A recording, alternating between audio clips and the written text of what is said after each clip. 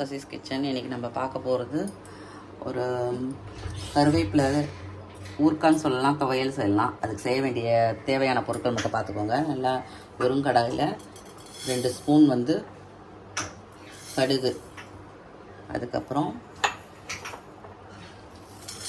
வெந்தயம், அதுக்கப்புறம் 1 ஸ்பூன் வந்து தனியா,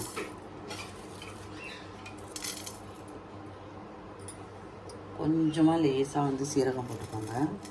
லேசாக சீரகம் போட்டு இது நல்லா பொன்முருவலாக வறுத்து எடுத்துகிட்டு பொடி பண்ணி வச்சுக்கலாம். இதை பாருங்கள், வெறும் கடாயில் 2 கப்பு கருவேப்பிலை, அதுக்கப்புறம் 1 கப்பு புதினா, இது ரெண்டுத்தையும் நல்லா வந்து ஈரம் பசை போகிற வரைக்கும் நல்லா வதக்கிடுங்க. ஈரப்பசை இருக்கவே கூடாது. ஈரப்பசை இருந்ததுன்னா வந்து உங்களுக்கு கெட்டு போயிடும், சீக்கிரம் லாங் லாஸ்டிங்காக இருக்காது. அட்லீஸ்ட் ஒரு 1 மந்த்து வச்சு நம்ம இதை வந்து ஃப்ரிட்ஜில் எல்லாமே நம்ம வச்சு செய்யலாம், சாப்பிட்லாம். கருவேப்பிலை வந்து உடலுக்கு மலட்டுத்தன்மையை நீக்கும், அப்புறம் வந்து பசியின்மையை போக்கும். புதினா வந்து குளிர்ச்சி, அதே மாதிரி ஜீரண சக்தியை உண்டாக்கும். ஸோ இது ரெண்டுத்தையும் மிக்ஸ் பண்ணி ஒரு துவையல் மாதிரி ஊறுக்காய் மாதிரி செஞ்சு சாப்பிட்டோம்னா ரொம்ப நல்லது. அதுக்கு தேவையான நல்லெண்ணெயில் தான் செய்கிறோம். பாருங்கள், இது தண்ணி போகிற வரைக்கும் இது பண்ணுங்கள், வதக்கி எடுத்துக்கணும். இப்போ பாருங்கள், நல்லா முருவலாக சவுண்டு உங்களுக்கு கேட்குதுங்களா?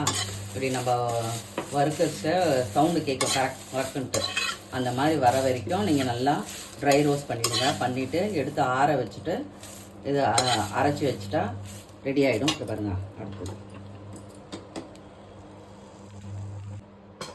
அடுத்தது கடுகு போட்டுருங்க. அது பொரிஞ்ச உடனே தேவைக்கேற்ற புளி எடுத்துக்கோங்க.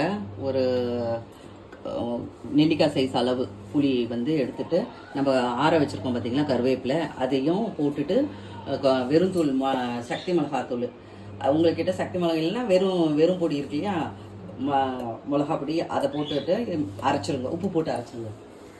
பாருங்க, கடுகு நல்லெண்ணெய் விட்டு கடுகு வெந்தயம் போட்டு நல்லா அரைச்சிடுங்க. அதில் கொஞ்சம் வந்து கருவேப்பிலை அங்கங்கே போடுறது தெரிகிற மாதிரி இருக்குது.